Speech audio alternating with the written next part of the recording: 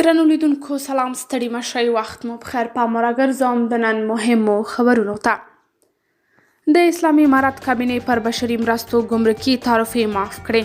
د اسلامي امارت د بیان مرستیال وایي چې دغه معافیت د یوه کال لپاره د یو بشري مرستې به یوازې د امارات د وزارتونو په نوم راځي او د افرادو په نوم نشي راتللی.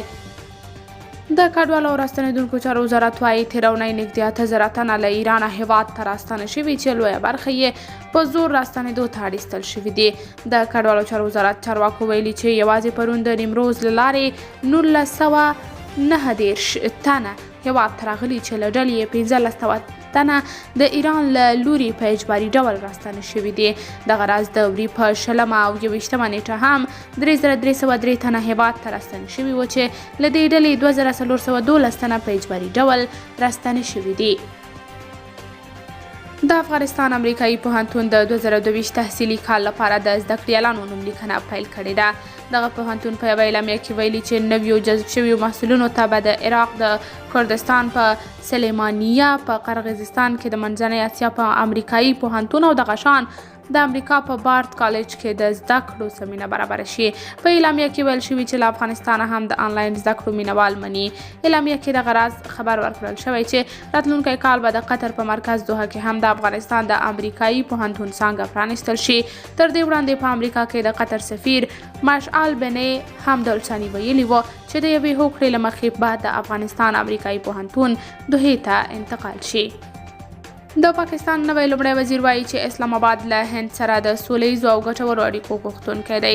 شهباز شریف وروسته تر هغې چې له نریندرا مودي د مبارکۍ پیغام ترلاسه کړ وویل چې پاکستان له هند سره د ښو اړیکو پلوي کوي او د کشمیر په ګډون د ټولو مسایلو لپاره د سوله اظهار ملاتړی دی. شهباز شریف په خپل پیغام کې هند ته ویلي چې راځئ سوله ټینګه کړو او په اجتماعي اقتصادي برخو کې د خلکو د ژوند ښه کولو ته پاملرنه زیاته کړو. نړیوال بانک وایي که څه هم د افغانستان اقتصاد له سقوط سره مخ دی خو افغان حکومت کولی شي چې د دې سقوط مخه ونیسي. د ادارې په یوه تازه خپره کړې اعلامیه کې ویلي چې وضعیت او امکاناتو ته په کتو که د افغانستان نوی حکومت وغواړي کولی شي دغه هیواد له اقتصادي سقوط وژغوري. امریکایي ډیپلوماتان وایي د افغانستان د اوسني وضعیت تر ټولو ستر لامل د سولې پر هڅو او سوله ییز لیږد د پخواني حکومت عمل نه کول و. په کابل کې د امریکا پخواني سفیر روز ویلسن چې د سقوط تر مهال یې د دنده سرته رسوله وایي دوی تمه لرله چې په افغانستان کې به یو مشترک حکومت رامنځته شي. دا پروسه به سوله ییزه وي خو هغه څه چې تر سقوط مخکې په وروستیو اونیو کې په کابل او شاوخوا ولایتونو کې ترسره شول دوی یې حیران کړل. بلخ کې د تیرې 20 کلنې جګړې د ویجاړیو د بیارغونې لړۍ پیل شوې. د دغې ولایت د ټولګټو چارو ریاست وایي ویجاړې شوې لویې لارې، پلونه او ودانۍ به له سره په نوې بڼه جوړې کړي. د ځایي چارواکو په وینا هغه سړکونه هم جوړوي چې تېرو څو کلونو راهیسې ورته هیڅ ډول پاملرنه نه ده شوې. افغانستان یوې وتلې ښځینه فعالې او د میدان ښار پخوانۍ ښاروالې ظریفې غفاري له نړیوالو غوښتي چې پر طالبانو د نجونو د ښوونځیو د پرانیستو په خاطر د سفر بندیزونه ولګوي. د خپله دا غوښتنه په یوه لیک کې بېلابېلو نړیوالو مشرانو او ادارو ته رسولې ده. ظریفه غفاري پر افغانستان د طالبانو له بیا واکمنۍ سره هم مهاله له هېواده ووتله خو د تېرې فبرورۍ میاشتې په وروستیو کې بیرته کابل ته ستنه شوه. نوموړې اوس بیرته جرمني ته تللې او له هغه ځایه یې نړیوالو ته پر طالبانو د فشار خبره راپورته کړې ده. پینټاګون کابل کې د امریکا هوایي حمله کې په نښه شوې کورنۍ ته پر غرامت ورکولو کار کوي. د امریکا متحده ایالاتو دفاع وزارت پینټاګون ویان جان کربي وایي په کابل کې د 2021 کال د اګست په 29مه د دوی د بې پیلوټ الوتکې په برید کې قرباني شوې کورنۍ یې له یاده نه ده ایستلې.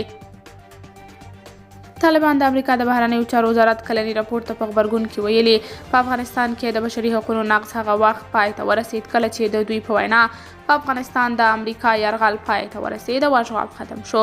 د امریکا د بهرنیو چارو وزارت د سې شنبې پر ورځ په نړۍ او افغانستان کې د بشري حقوقو په تړاو د 2021 کال راپور خپور کړ چې پکې طالبان له بشري حقوقو په جدي سرغړونو تورن شوي دي.